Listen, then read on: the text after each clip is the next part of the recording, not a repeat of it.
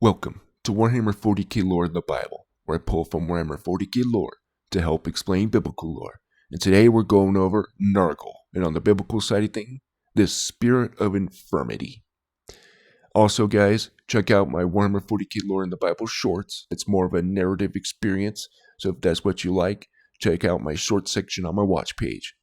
Also guys, if you can please leave a like on these videos if you like what you see, because YouTube ain't pushing my videos anymore, unfortunately, so I would very much appreciate that.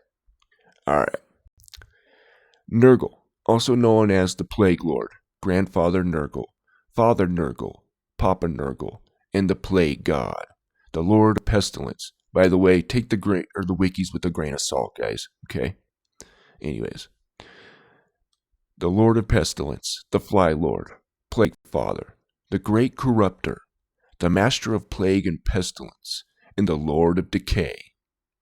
Among many other honorifics, is the Chaos God of disease, decay, despair, destruction, ending, sorry, gotta use code words, and rebirth. In particular, the emotion of despair in mortals empowers the Plague God more than any other. Nurgle was the third of the Chaos Gods to fully be awakened within the warp, emerging during the second millennium in the midst of old Earth's European Middle Ages, as great plague swept across the world, heralding the god's birth. Nurgle is the Chaos God most directly involved with the plight of mortals, particularly humans who suffer so acutely from the fear of ending, perhaps the oldest fear of that species or any other. While Nurgle is the god of ending and decay, Nurgle is basically the god of entropy. Okay, so it is also the god of rebirth. Decay is simply one part of the cycle of life, without which no new life could grow. In the same way, Nurgle is also the god of perseverance and survival. While those who wish to spread decay and corruption are certainly amongst his followers, there are also those who wish to endure, to become resilient enough to handle the difficulties and opportunities presented by an uncaring universe. Many of those affected by Nurgle's poxes usually turned to the god in order to escape the pain and sheer despair caused by sickness and disease. Nurgle is the great Lord of Decay and the Master of Plague and Pestilence. All things, no matter how solid and permanent they seem, are liable to eventual corruption and ending. Even the process of creation is but the precursor to destruction and decay. The bastion of today is tomorrow's ruin. The maiden of the morning is the crone of the night, and the hope of a moment is but the foundation of regret. Ain't that the truth, my goodness. Oops, way too far. Though Nurgle is the ultimate creator of every infection and epidemic to have ever swept the universe, Nurgle is not a morose purveyor of despair and gloom, but in fact, a vibrant god of life and laughter. In ending, there is life.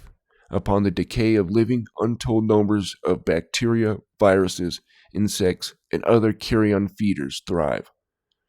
All life feeds upon other life to exist, and from every plague grows new generations, stronger and more virile than those who came before. Regeneration comes from decay, just as hope springs from despair. The greatest inspiration comes in the darkest moments. In time of crisis, mortals are truly tested and driven to excel. Yeah? To understand what might otherwise seem contradictory or even perverse in nature, one must first comprehend that which Nurgle embodies. On one hand, he is the Lord of Decay, whose body is racked with disease. On the other, the god is fully unexpected energy and desire to organize and enlighten. And by the way, guys, I do Warhammer 40k, and then we get into the biblical side, and then I'll bring more Warhammer 40k lore at the end, and we'll bring his manifestation up at the end. I want to get that out there.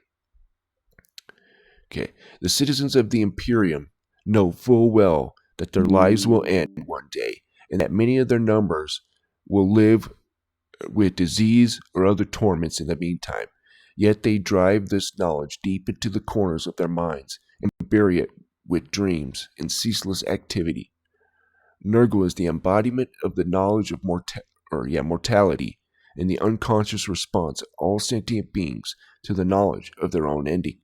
It is the hidden fear of disease and decay, the gnawing truth of mortality, and the power of defiance that it generates. Every single human being in the galaxy has been touched by Nurgle's foetid hand at some point. Countless trillions are hosts to his malignant, invisible creations, which corrupt their physical forms and sow despair in their minds. Interplanetary traffic ensures that contagious diseases are carried from world to world by the ignorant, the willful, and the strong. As Nurgle's gifts multiply in full-blown pandemics, his power reaches a peak. Whole star systems, even whole sectors, are quarantined as plague runs rife across the stars.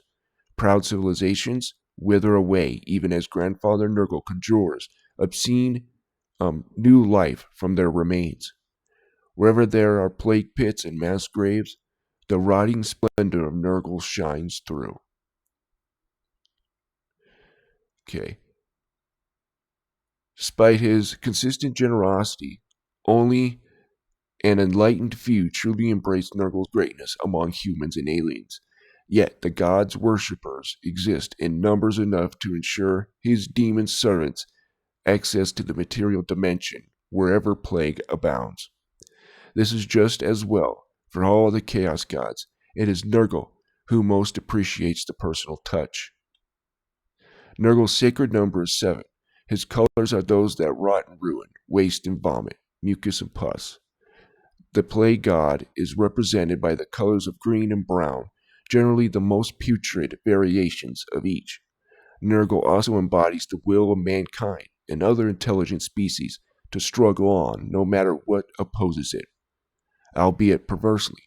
Suffering, ending, pain, human beings push through these things from their minds and try to forget them by living in the moment in the hope that the future will be a better one. For this reason, Nurgle, his demonic plague legions, and mortal followers usually demonstrate a disturbing joy at pestilence that their god inflicts, seeing the plagues as gifts and cries of their victims as gratitude for the strength to overcome the obstacles of a mortal life rather than agony. The Plague Lord is often referred to as Grandfather Nurgle, Father Nurgle, or Papa Nurgle by his followers because of his hideous paternal stance. It has recently been uncovered by the Eldari Harlequins that Nurgle is in possession of the Eldari goddess Isha, whom he rescued from Slaaneish's clutches and imprisoned her within his realm in the warp. Nurgle utilizes her for his experiments, creating new contagions and diseases to spread into the material universe. With her divine powers of healing, Isha quickly regenerates from these tests, although Nurgle gleans what information is desired from the temporary effects. It is said that secretly she whispers the curses to those diseases to the mortals of the universe. Alright, so we're going to move on to the biblical side of things, then we'll get to back to Warhammer 40k at the end. We're going to start in Ephesians 6:12. For we wrestle not against flesh and blood, but against principalities, against powers, against the rulers of darkness of this world, against spiritual wickedness in high places. So, of course, we're going to focus on principalities here, which means, let's go down here, check. It means chief one, right? Or power, magistrate, principality, principal, rule, or chief. These are the gods of the nations, right? You know, from fallen angels to the Nephilim, right? In Genesis 6 and stuff like that. But also, I want you to pay attention to this part. Against spiritual wickedness in high places. Okay. We're going to check out this spirit of infirmity. Who could the spirit of infirmity be, right? So Luke 13:10-21. And he is teaching in one of the synagogues on the Sabbath. And behold, there was a woman which had a spirit of infirmity 18 years, and was bowed together, and could in no wise lift up herself. And when Jesus saw her, he called her to him, and said unto her, Woman, thou art loosed from thine infirmity. And he laid his hands on her, and immediately she was made straight and glorified God. So this is very interesting. So this is what infirmity, so definition of citations, used to describe a disease or illness that is often permanent. That's the Law Dictionary. I just lazy. But anyways, okay. But that's what it is, basically. It's like a, sometimes can be a lifelong illness, and stuff like that. But it's this spirit of infirmity, right? Which is interesting. When she was healed and got rid of that spirit, she was okay, right? All right. So 2 Kings 17:30. And the men of Babylon made Succoth-Benoth, and the men of Cuth made Nurgle, and the men of Hamath made Ashima. So this is where, I'm guessing, not here exactly, but Nurgle. This is where Games Workshop got Nurgle from the god Nurgle. And who is this god Nurgle? Nurgle was a Mesopotamian god worshipped through all periods of Mesopotamian history, from early dynastic to Neo-Babylonian times, with a few attestations indicating that his cult survived to the period of the Achaemenid domination. He was primarily associated with war, ending, sorry, got to use code words here, and disease, has been described as the god of inflicted ending, we'll just say. He reigned over Ker, the Mesopotamian underworld, depending on the myth, either on behalf of his parents Enlil and Ninlil, or later periods as a result of his marriage with the goddess Ereshkigal, originally either Mamatum, a goddess possibly connected to Frost, which could have a connection to this character named the Deep, but I want to save that until we get into the Alpha Legion. Sometimes assumed to be a minor medicine goddess, were regarded as his wife, though traditions existed too. All right. So let's go here.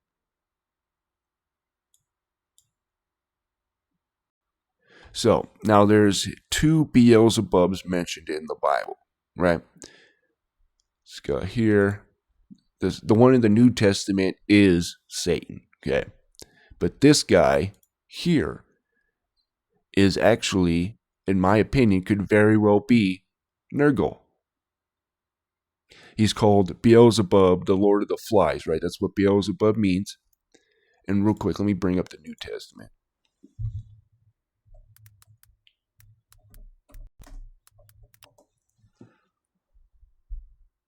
Okay.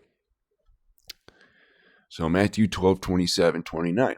And if I by Beelzebub cast out devils, by whom do your children cast them out? Therefore they shall be your judges. But if I cast out devils by the Spirit of God, then the kingdom of God has come up or unto you. Or else how can one enter a strong man's house and spoil his goods, except the first bind the strong man, and then he will spoil his house. So this guy is Satan. But notice, spelt a little bit differently. Beelzebub, right? But you see here, where's it? Right here. Nope, wrong one, sorry. This one is Beelzebub. So these are 2, one Satan, the other is this, in my opinion, god of disease and stuff like that, right? And what's interesting in Ekron, you do see golden flies there that people have found. But anyways, so then Moab rebelled against Israel after the ending of Ahab, and Ahaziah fell down through a lattice in his upper chamber that was in Samaria, and was sick. And he sent messengers and said unto them, Go, inquire of Beelzebub, the god of Ekron, whether I shall recover of this disease. So we saw here, this Nurgle guy is the god of disease, right? And in my opinion, is this spirit of infirmity. In my opinion, I can't prove that, but that's just my opinion. Yeah. Okay, and said, go and inquire Beelzebub, the god of Ekron, where I shall cover this disease, or the disease. But the angel of the Lord said to Elijah the Tishbite, arise, go up to meet the messengers of the king of Samaria, and say unto them, is it not because there is not a God in Israel that ye go to inquire of Beelzebub, the god of Ekron?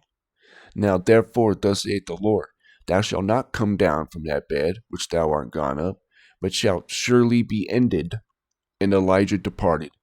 And when the messengers turned back unto him, he said unto them, why are ye now turned back? This is where we get artillery fire from God.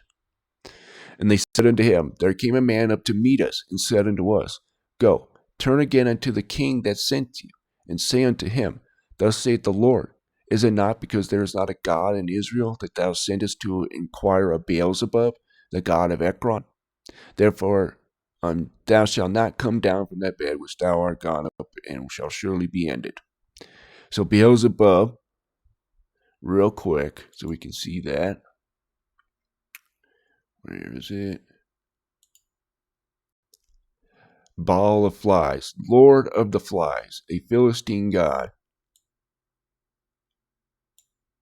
which again is Nurgle, in my opinion. Very interesting. So there you go. That's where the Lord of the Flies comes in. Okay. Okay, I want to show you this part here. So then the king sent him unto him a captain of 50 with his 50, and he went unto him, and behold, he sat on the top of a hill, and he spake unto them, thou man of God, the king hath said, come down.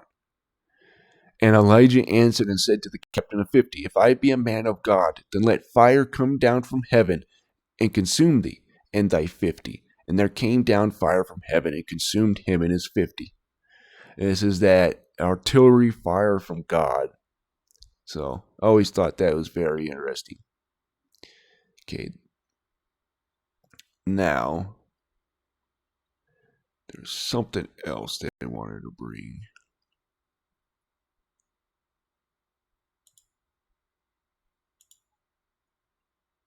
All right. Yeah. I think that's pretty much it. So, we're going to go to back to Warhammer 40k here. We're going to see the manifestation of Nurgle. So when it comes to understanding the glory that is the physical form of the Plague Father, those who are privileged enough to be able to read about the god in the pages of the secret texts hidden away in the Black Library are on an equal footing with the primitive warriors gathered around sooty bonfires within the wandering ending cruiser battleships of marauding orcs. Nurgle, like the other major chaos gods, does not have one single form that can be recorded, shared, analyzed, or conceived. He or his is majesty unfathomable by the mortal mind. Additionally, Nurgle is often referred to as he, with the masculine gender, though in fact, like all the entities composed of psychic energy called chaos gods, it in fact has no gender.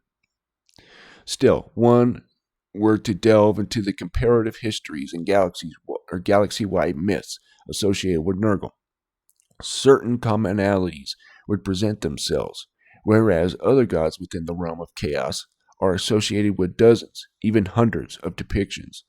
There are far fewer variations on the appearance of the Plague Father. The legends and tales universally describe Nurgle in unflattering terms.